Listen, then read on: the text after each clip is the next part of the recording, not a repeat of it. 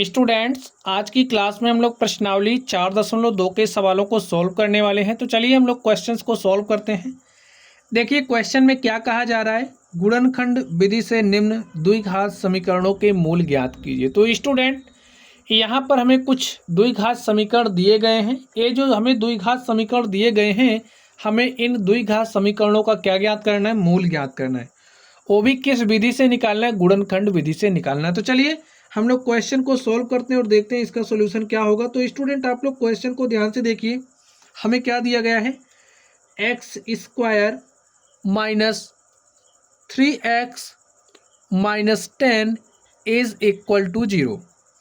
अब यहाँ पर हमें करना क्या है, हमें गुणनखंड करना है। तो गुणनखंड करने के लिए कुछ बातों का ध्यान रखना पड़ता है, आप लोग इन बातों को ध्यान में रखिए। चलिए यहाँ पर हम लोग इस कांस्टेंट टर्म को देखते हैं, ठीक है। इसको हम लोग कुछ इस तरीके से ब्रेक करने का प्रयास करते हैं कि इसको कुछ इस तरीके से ब्रेक करेंगे कि जोड़ने या घटाने के बाद हमारे पास क्या आना चाहिए, -3x आना चाहिए। चलिए हम लोग इसको ब्रेक करते हैं। आप लोग सोचिए हम लोग ऐसा क्या करें। एक तो हमारे पास होता है 5 दूनी 10, ठीक है। कितना होता है, 5 दूनी 10। तो यहाँ पर हमारे पास है क्या, -10 है। ये जो -10 है, हमने इसको ब्रेक किया 5 गुणे, पहले तो हम 10 को ब्रेक करेंगे, 10 हमारा 5 गुणे 10 में टूटा, ठीक है। अब यहाँ पे हमें -3 चाहिए, ठीक है। इसको -5 गुणे 10 कर देंगे। यहाँ पर अब आप लोग ध्यान से देखिए, -5x ले लेंगे और हम +2x ले लेंगे, ठीक है। और इसका रिजल्टेंट देखिए, -5x + 2x कितना आएगा, -3x। तो यहाँ पे हमें -3x मिल रहा है। तो इससे क्या पता चला, यहाँ पर ये जो हमारा -3x है, इस -3x के स्थान पर हम लोग -5x + 2x रख सकते हैं, ठीक है। तो ऐसा ही यहाँ पर आप करिए, एक्स स्क्वायर माइनस, देखिए -3x के स्थान पर यही रखना है, -5x + 2x - 10 is equal to 0। अब देखिए, आप -5 को +2 से गुणा करेंगे तो आपको क्या मिलेगा, -10। -5x + 2x करेंगे तो हमें -3x मिला, ठीक है। चलिए अब यहाँ पर आप लोग ध्यान से देखिए, यहाँ पर x है, यहाँ पर x है, तो हम क्या काम करेंगे, यहाँ से x कॉमन करेंगे। तो हमने x कॉमन किया तो हो गया x - 5 प्लस, यहाँ पर देखिए, यहाँ से हम 2 निकाल सकते हैं, इन दोनों में से 2 कॉमन कर सकते हैं। हमने 2 कॉमन किया तो यहाँ पर बचा x, माइनस लगाइए, 2 × 5 = 10 इज इक्वल टू 0। इस बात का आपको ध्यान रखना है कि इस वाले ब्रैकेट में जो आ रहा है वही यहाँ पर भी आना चाहिए।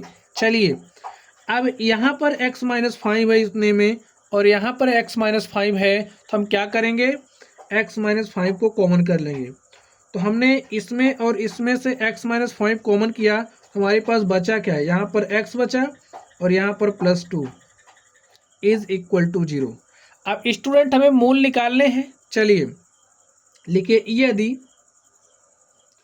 x - 5 बराबर 0 है तो x बराबर क्या हो जाएगा, 5। भाई -5 को आप इधर भेजोगे तो +5, या फिर लिखिए, यदि x - 5 इज इक्वल टू 0 तो x बराबर 5 है। फिर अगर हमारा x + 2 बराबर हो जा रहा है 0 के, तो यहाँ से हमें क्या मिलेगा, x इज इक्वल टू -2। तो स्टूडेंट, इस तरीके से ये जो द्विघात समीकरण हमें दिया गया था, हमने इसके मूलों को निकाल लिया है। लिखिए, अतः x square -3x - 10 is equal to 0 के मूल 5 तथा -2 हैं, ठीक है। चलिए अब हम लोग इस सेकंड नंबर पर चलते हैं और इसको सॉल्व करते हैं। यहाँ पर आप लोग ध्यान से देखिए, हमें करना क्या है, हमें मूल निकालने हैं। तो चलिए हम लोग इस समीकरण का मूल निकालते हैं। इसके लिए क्या करेंगे, भाई इसका गुणनखंड विधि से मूल निकालना है तो हम लोग गुणनखंड ही करेंगे। लिखिए, 2x square + x - 6 is equal to 0।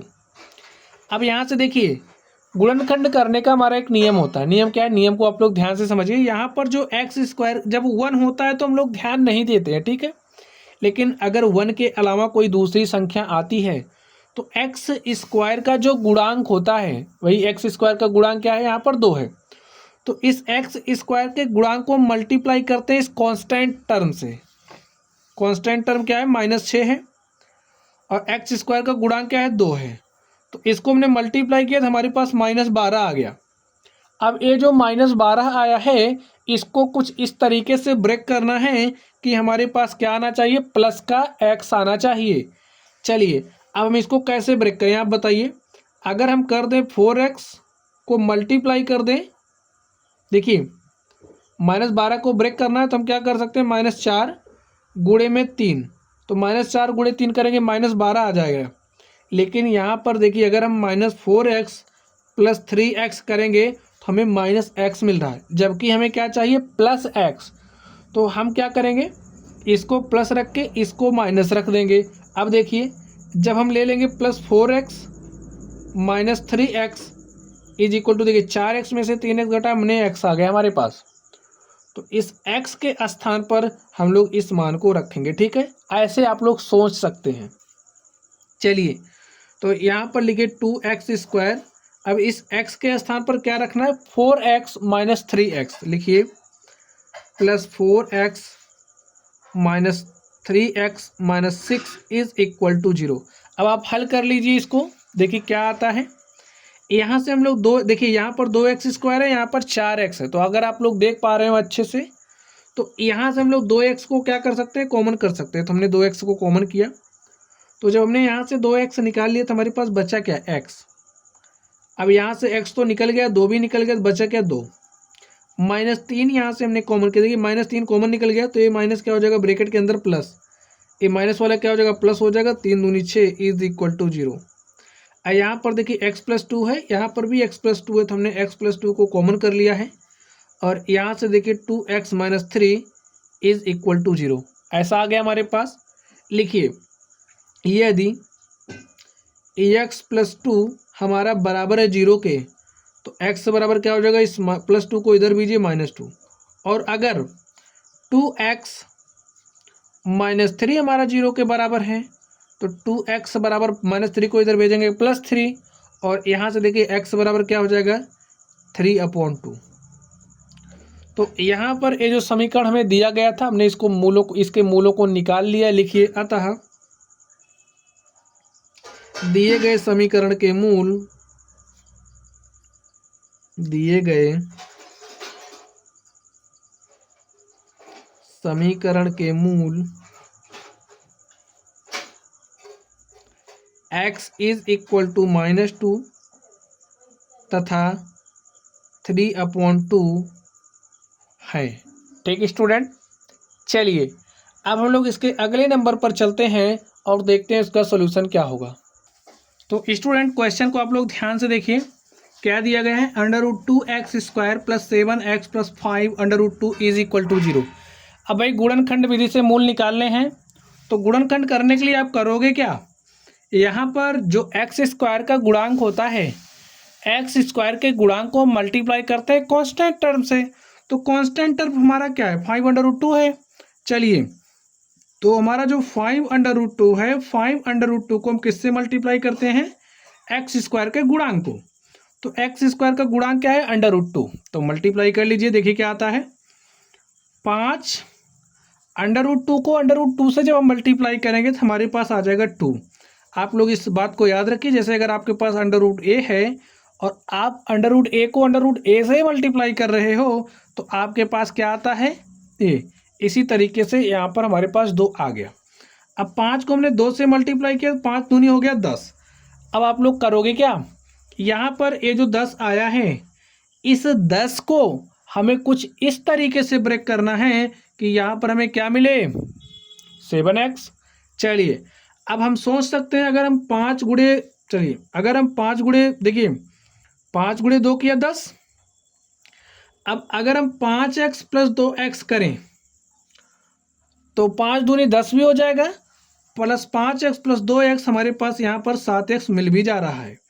तो यहाँ पर 7x के स्थान पर हम लोग 5x + 2x राइट करेंगे। तो चलिए 7x के स्थान पर क्या रखना है, 5x + 2x। लिखिए सॉल्यूशन, एक बार राइट कर लीजिए, जो दिया गया है √2x² + 7x plus 5 under root 2 is equal to 0। यहाँ पर लिखे अंडर रूट 2x²। अब 7x के स्थान पर क्या लिखना है 5x प्लस 2x लिख दीजिए। 5x plus 2x plus 5 under root 2 is equal to 0। अब स्टूडेंट आप लोग ध्यान से देखिए, यहाँ से हमारा क्या कॉमन निकलेगा, यहाँ पर x है, यहाँ पर भी x है, तो यहाँ से हमने x कॉमन निकाला तो बचा क्या अंडर रूट 2x प्लस 5, ठीक है। प्लस अब आप लोग यहाँ पर ध्यान से देखिए, यहाँ पर 5, यहाँ पर अंडर रूट 2 है और आपको पता है 2 को हम लोग क्या लिख सकते हैं, 2 को हम लोग लिख सकते हैं अंडर रूट 2 इंटू में अंडर रूट 2। अब यहाँ से तो हम लोग अंडर रूट 2 कॉमन निकाल ही सकते हैं, तो हमने अंडर रूट 2 को कॉमन निकाला तो बचा क्या अंडर रूट 2x प्लस यहाँ से अंडर रूट 2 निकल गया तो यहाँ पर बचा 5 इज इक्वल टू 0। चलिए आगे देखिए, अंडर रूट 2x प्लस 5 यहाँ पर है, अंडर रूट 2x प्लस 5 यहाँ पर है, तो हम करेंगे क्या अंडर रूट 2x प्लस 5 को कॉमन कर लेंगे और दूसरे ब्रैकेट में क्या बचेगा x plus under root 2 is equal to 0। लिखिए यदि अंडर रूट 2x प्लस 5 बराबर 0 तो अंडर रूट 2x बराबर कितना हो जाएगा -5 और x बराबर -5 अपॉन में अंडर रूट 2, इतना आ गया। चलिए अब अगर हमारा x प्लस अंडर रूट 2 बराबर हो जा रहा है 0 के, तो x बराबर क्या हो जाएगा माइनस अंडर रूट 2। तो स्टूडेंट आप लोग देख सकते हैं जो हमारा यहाँ पर समीकरण दिया गया है, इस समीकरण के मूल हमारे पास क्या आ गए -5 upon under root 2 minus under root 2, ठीक है। लिखिए अतः दिए गए समीकरण के मूल, दिए गए समीकरण का मूल -5 अपॉन अंडर रूट 2 तथा माइनस अंडर रूट 2 है। तो स्टूडेंट इस तरीके से हमने थर्ड नंबर को सॉल्व किया। चलिए अब हम लोग फोर्थ पर चलते हैं और इसको हल कर लेते हैं। यहाँ पर देखिए क्या दिया गया है 2x², लिखिए 2x² minus x plus 1 upon 8 is equal to 0। अब यहाँ पे थोड़ा सा देखिए 1/8 है ना, इसको हम क्या करेंगे पूरे समीकरण को 8 से आप मल्टीप्लाई कर दीजिए। लिखिए 8 से गुणा करने पर, ऐसा क्यों करें ताकि हमारा जनरल फॉर्म में चेंज हो जाए और हमें गुणनखंड करने में आसानी हो। 8 से गुणा तो हम लोग कर ही सकते हैं, जैसे आपके पास कोई समीकरण है उसके लेफ्ट साइड, भाई इसमें आप लोग क्या कर सकते हो इधर 8 से गुणा कर दीजिए, इधर 8 से गुणा कर दीजिए, गुणा करिए। समझ लीजिए जैसे कोई समीकरण हमारे पास, जैसे इस तरीके से हमारे पास कोई समीकरण है, कोई भी समीकरण लिख लो इस तरीके से है, ठीक है। तो इसको अगर हम किसी सेम संख्या से चाहें तो दोनों तरफ मल्टीप्लाई कर सकते हैं, ठीक है। इसी तरीके से हम लोग इसको भी मल्टीप्लाई कर सकते हैं, मल्टीप्लाई कर दीजिए। तो हमने 8 से गुणा किया तो 8 दूनी क्या हो जाएगा 16x² माइनस 8x और यहाँ पर हो जाएगा 8 से कैंसिल प्लस 1। अब भाई 0 को 8 से गुणा करोगे तो आपके पास रिजल्ट के रूप में 0 ही मिलना है, तो इधर लिखते नहीं, वैसे हमने आपको समझाने के लिए लिख दिया है। 16x² minus 8x plus 1 is equal to 0। अब देखिए हमारा जनरल फॉर्म में चेंज हो चुका है, हम लोग इसका क्या करेंगे गुणनखंड करेंगे। तो चलिए हम लोग इसका गुणनखंड कर लेते हैं। हमने क्या कहा आपको करना क्या है, इस 16 को उठाना है, यानी कि जो x² का गुणांक है x² के गुणांक को आपको मल्टीप्लाई करना है कांस्टेंट टर्म से, इस c से। तो 16 को हमने कांस्टेंट टर्म से मल्टीप्लाई किया, हमारे पास आ गया 16। अब यहाँ पर हमें -8x चाहिए। अब बताइए हम ऐसा क्या करें कि यहाँ पर हमें प्लस और यहाँ पर माइनस मिले। तो 16 को हम लोग -4 गुणे -4 कर सकते हैं। तो अगर हम लिखें -4x माइनस 4x, भाई -4 को -4 से मल्टीप्लाई करोगे तो आपके पास 16 मिल रहा है, यहाँ पर हमें प्लस चाहिए तो प्लस मिल रहा है। -4x माइनस 4x करेंगे तो -8x भी आ जा रहा है, इसका मतलब है हम लोग -8x के स्थान पे -4x राइट करेंगे। तो लिखिए 16x² -8x के स्थान पे रखना है -4x, यहाँ पर रखिए -4x + 1 = 0। अब देखिए यहाँ पर 4x है, यहाँ पर 16x², इसका मतलब हम लोग 4x को कॉमन कर सकते हैं। तो हमने 4x कॉमन किया तो क्या बचा, 4 चौके 16x -1। ठीक है, यहाँ से हम -1 कॉमन करेंगे, 4x -1 = 0। देखिए 4x -1 यहाँ पर भी है, 4x -1 यहाँ पर भी है, तो हमने 4x -1 को कॉमन किया। दूसरे ब्रैकेट में क्या बचा, 4x -1 = 0। चलिए लिखिए यदि 4x -1 बराबर 0 है तो 4x = 1 तथा x = 1/4 आ गया। ठीक है, x का मान क्या आया, 1/4। चलिए अब यदि हमारा 4x -1 = 0 है, फिर से वही x का मान क्या आ जाएगा, 1/4। तो यहाँ पर ये जो द्विघात समीकरण है स्टूडेंट, इसके जो मूल है वो हमारे पास क्या आ चुका है, 1/4। लिखिए अतः दिए गए समीकरण के मूल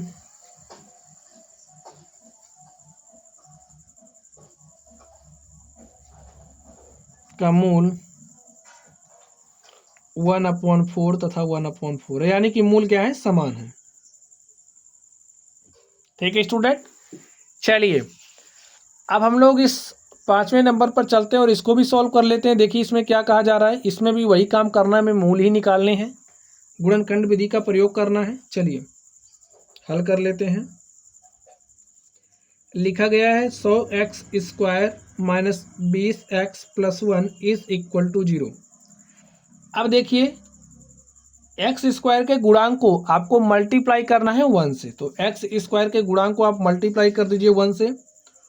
तो x² का गुणांक है 100, 100 को हमने 1 से मल्टीप्लाई किया तो हमारे पास 100 आ गया। अब हमें यहाँ पर चाहिए -20, तो -20 कैसे आएगा, आप 100 को किस तरीके से ब्रेक करेंगे, यहाँ पे प्लस चाहिए, यहाँ पर माइनस चाहिए, तो हम क्या करेंगे, -10 गुणे -10 कर देंगे तो प्लस का 100 मिल जा रहा है। ठीक है, अब यहाँ पर क्या करेंगे, -10x करेंगे तो भाई -20x भी हो जा रहा है, तो इसका मतलब -20x के स्थान पे क्या रखेंगे, -10x। ठीक है, अब आप लोग बात को समझ भी रहे होंगे, गुणनखंड करना आप लोग सीख भी गए होंगे। चलिए लिखिए 100x² -20x के स्थान पर क्या रखना है, -10x रख दीजिए, और यहाँ पर +1 = 0। अब यहाँ पर 100x² है, यहाँ पर 10x है, तो आपको कॉमन क्या दिख रहा है, 10 x हमें कॉमन दिख रहा है, तो 10 दाम होता है 100, यहाँ से x निकल गया तो एक x बचा है -1। यहाँ पर देखिए आपने क्या कॉमन करना है, -1, तो यहाँ पर हो जाएगा 10x, माइनस कॉमन कर लिए तो यहाँ पर -1 = 0, ऐसा ही होगा। यहाँ पर 10x -1 है, यहाँ पर भी 10x -1 है, तो हमने क्या किया, 10x -1 कॉमन किया, तो दूसरे ब्रैकेट में क्या बचेगा, 10x -1 = 0। अब देखिए लिखिए यदि 10x -1 बराबर 0 के है तो 10x बराबर, देखिए ये 1 इधर आएगा और x = 1/10। ठीक इसी तरीके से इधर भी हो जाएगा, 10x -1 बराबर 0 के है तो x बराबर -1 यहाँ आएगा, 10 नीचे चला जाएगा, तो x का मान 1/10। अब देख सकते हैं यहाँ पर ये जो हमारा समीकरण है इसके मूल क्या आ गया, 1/10, यानी कि मूल समान है। चलिए लिखिए अतः दिए गए समीकरण के मूल